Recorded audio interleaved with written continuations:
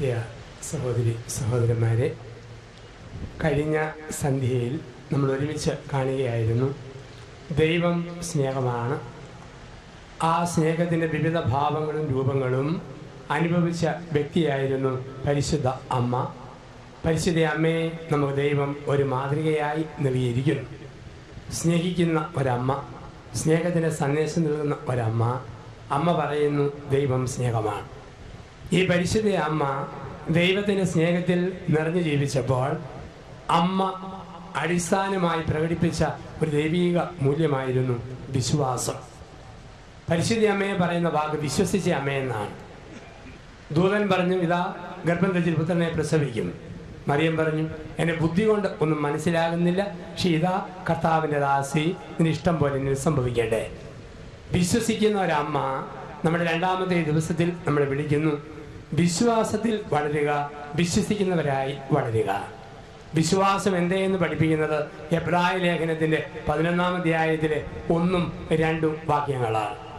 എബ്രായ ലേഖനത്തിലെ 11-ാം അധ്യായത്തിലെ 1ഉം 2ഉം വാക്യങ്ങളിൽ നമ്മളിങ്ങനെ വായിക്കുന്നു, വിശ്വാസം എന്നത് പ്രത്യാശിക്കുന്നവ ലഭിക്കും എന്നുള്ള ഉറപ്പും കാണപ്പെടാത്തവ ഉണ്ട് എന്നുള്ള ബോധ്യവുമാണ്. വിശ്വാസം പ്രത്യാശിക്കുന്നവ ലഭിക്കും എന്നുള്ള ഉറപ്പും കാണപ്പെടാത്തവ ഉണ്ട് എന്നുള്ള ബോധ്യവുമാണ്. രണ്ട് ലോകങ്ങളിലാണ് നമ്മൾ ജീവിക്കുന്നത്. ഒന്ന് കാണുന്ന ലോകം, രണ്ട് കാണാത്ത ലോകം. കാണുന്ന ലോകത്തിൻ്റെ സയൻസാണ് ഫിസിക്സ്, കെമിസ്ട്രി, ബയോളജി. കാണാത്ത ലോകത്തിൻ്റെ സയൻസാണ് ഫെയ്ത്ത്, വിശ്വാസം. രണ്ട് ലോകങ്ങളിൽ ജീവിക്കുന്നു, കാണുന്ന ലോകവും കാണാത്ത ലോകവും. കാണുന്ന ലോകത്തിൻ്റെ സയൻസിനെ ഫിസിക്സ്, കെമിസ്ട്രി, ബയോളജി എന്നൊക്കെ വിളിക്കുമ്പം കാണാത്ത ലോകത്തിൻ്റെ സയൻസിനെ ഫെയ്ത്ത്, വിശ്വാസമെന്ന് നമ്മൾ വിളിക്കുന്നു. കാണുന്നതിനേക്കാൾ വലിയ സത്യം കാണാത്തതാണെന്നും നമുക്ക് എല്ലാവർക്കും അറിയാം. നമ്മൾ കാണുന്നത് രാവിലെ 7 മണിക്ക് കിഴക്കൻ ചക്രവാളത്തിൽ സൂര്യൻ ഉദിക്കുന്നു, വൈകിട്ട് 5 മണിക്ക് പടിഞ്ഞാറൻ ചക്രവാളത്തിൽ സൂര്യൻ അസ്തമിക്കുന്നു. ഇതാണ് കാണുന്നത്. പക്ഷെ സത്യം അതല്ലല്ലോ. സൂര്യൻ ഉദിക്കുന്നുമില്ല, അസ്തമിക്കുന്നുമില്ല, ഭൂമി സൂര്യനെ കറങ്ങിക്കൊണ്ടിരിക്കുന്നു. ആ സത്യം കാണാൻ പോയാൽ നമ്മൾ തന്നെ തല കറങ്ങി താഴെ വീഴും. അതുകൊണ്ട് ദൈവം അത് ഒളിച്ചു വച്ചിരിക്കുന്നു. നമ്മൾ നടന്നു പോകുന്ന വഴിക്ക് ശ്വസിക്കുന്ന വായു കാർബൺ ഡൈ ഓക്സൈഡ്, അത് ശ്വസിച്ച് നമ്മൾ മരിക്കാം. മരിക്കാത്തതിന് കാരണം വൃക്ഷത്തിൻ്റെ ഇലകൾ, പൂക്കൾ, ചില്ലകൾ നമ്മൾ കാണാത്ത ഒരു പ്രോസസ്സ് പ്രകൃതിയിൽ നടത്തുന്നു. ഓരോ നിമിഷവും ഫോട്ടോസിന്തസിസിലൂടെ കാർബൺ ഡൈ ഓക്സൈഡിൻ്റെ ഇലകൾ ഓക്സിജനാക്കി മാറ്റുന്നു. കാണുന്നില്ല, കാണാത്തതാണ് സത്യം. 2010-ാം ആണ്ട് വരെ സീനായി മല ഞാൻ കണ്ടിട്ടില്ലായിരുന്നു, ബൈബിളിൽ വായിച്ചിട്ടേ ഉള്ളൂ. അപ്പം ശാലോം ദീപികാർ പറഞ്ഞു, ഒരു ഗ്രൂപ്പിനെ അച്ഛൻ കൊണ്ടുപോയി ഇസ്രയേലിൽ ധ്യാനിപ്പിക്കണം, സീനായി മല കയറ്റണം. ഞാൻ നയിച്ചു. 95 പേര് എൻ്റെ കൂടെ വന്നു. വെളുപ്പിനെ 1:30-ക്ക് ഞാൻ സീനായി മല കയറാൻ തുടങ്ങി. 5 മണിക്കാണ് മലയുടെ മുകളിൽ കയറിയത്. പകലെങ്ങാനും കണ്ടിരുന്നെങ്കിൽ ജീവൻ പോയാലും ആ മല ഞാൻ കയറി കയറായിരുന്നു.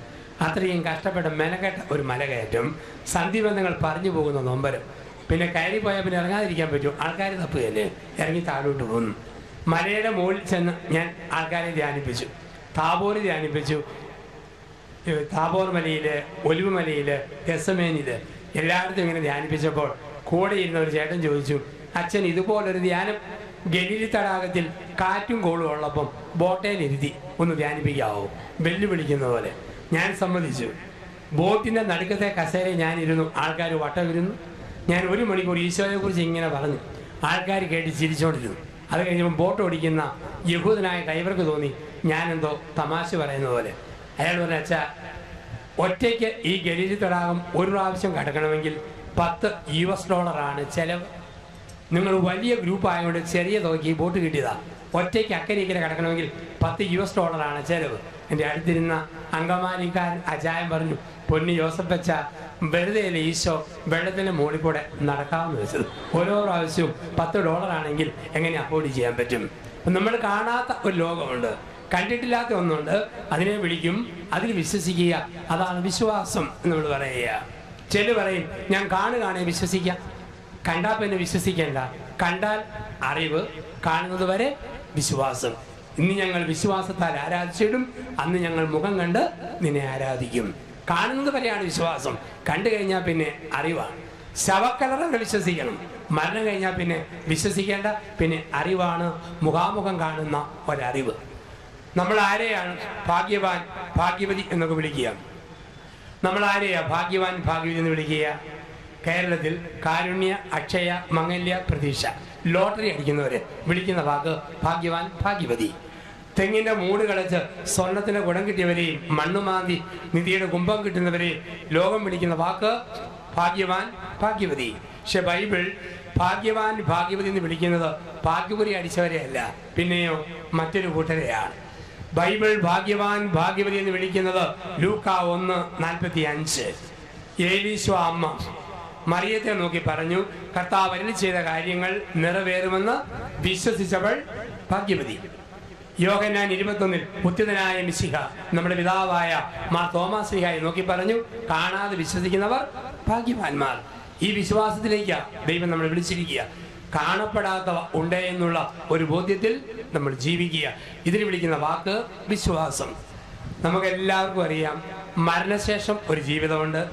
ആരും കണ്ടിട്ടില്ല, പക്ഷെ നമ്മൾ വിശ്വസിക്കുന്നു മരണാനന്തരം ഒരു ജീവിതമുണ്ട്.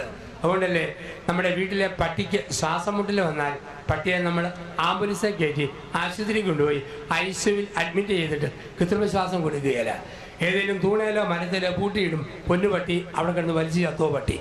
അതേസമയം 80 വയസ്സുള്ള വല്യപ്പന് ശ്വാസം മുട്ടലും അണുപ്പും കിതപ്പും വന്നാൽ ജനലും വാതിലും തുറന്നിട്ട് വല്യപ്പനെ കട്ടിലേക്ക് എടുത്തിട്ട് നമ്മൾ ആരെങ്കിലും പറയുമോ, പൊന്നു വല്യപ്പ അവിടെ കിടന്ന് വലിയപ്പ എന്നും പറഞ്ഞ് ഇട്ടിട്ട് പോവുകയില്ല. കൃത്രിമശ്വാസം കൊടുക്കും. നമുക്കുറപ്പാ 6 അടി പൊക്കമില്ലാത്ത അപ്പനിൽ അമ്മയിൽ ആകാശം ഒടിയിരുന്ന ഒരു ആത്മാവുണ്ട്. നമ്മൾ വിശ്വസിക്കുന്നു. നമ്മളെല്ലാവരും മരിക്കും, ഉറപ്പാ. മരണശേഷം ജീവിക്കും, അത് അതിനേക്കാൾ കൂടിയ ഉറപ്പാണ് എല്ലാവർക്കും ഉണ്ട്. കാരണം ഉറപ്പുള്ള തമ്പുരാൻ പറഞ്ഞു മരണാനന്തരം ഒരു ജീവിതം കൊണ്ട് വിശ്വസിക്കും. മരിക്കാതിരിക്കാൻ പറ്റിയല്ലോ. മരിക്കാതിരിക്കാൻ ലോകത്തൊരു മരുന്നേ ഉള്ളൂ, അത് ജനിക്കാതിരിക്കുക എന്നുള്ള ഏക മരുന്നാണ്. ജനിച്ചവരെല്ലാം മരിച്ചേ വരും. കാരണം നാമരൂപങ്ങൾ ഉത്ഭവിക്കുന്നത് ക്രിയാരൂപത്തിൽ നിന്നാണ്. നാമരൂപങ്ങൾ ഉത്ഭവിക്കുന്നത് ക്രിയാപദത്തിൽ നിന്നാണ്. ഉദാഹരണത്തിന് പറക്കുക എന്ന ക്രിയയിൽ നിന്നാണ് പക്ഷി എന്ന വാക്ക്.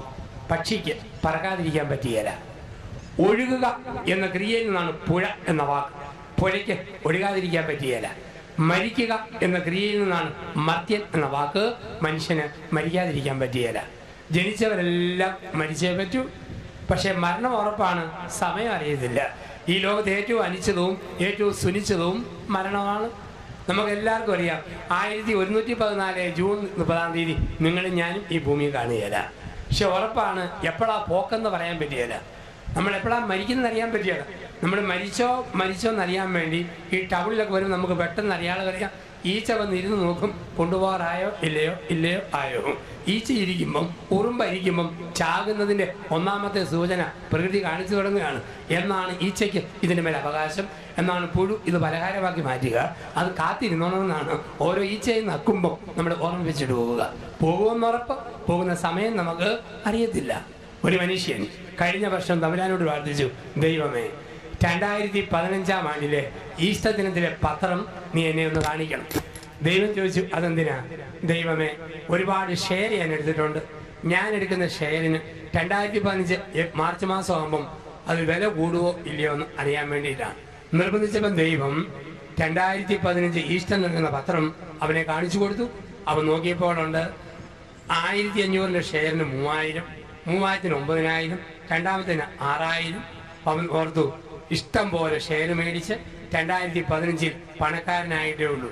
അവൻ ത്രില്ലടിച്ചിങ്ങനെ വായിച്ചു വരുമ്പോൾ അവന് പരിചയമുള്ളൊരു ഫോട്ടോ പത്രത്തിൽ അവൻ ശ്രദ്ധിച്ചു നോക്കുമ്പം അവൻ്റെ തന്നെ ഫോട്ടോ. അതിന് കീഴെ എഴുതി വെച്ചിരിക്കുന്നു 41-ാം ചരമദിനം. അതോടുകൂടി അവന് സകല ത്രില്ലും മാറി. മരിക്കും ഉറപ്പ്. മരിക്കുന്ന സമയം മാത്രം നമുക്ക് അറിയത്തില്ല. ജനിച്ചവരെല്ലാം മരിച്ചേ പറ്റൂ.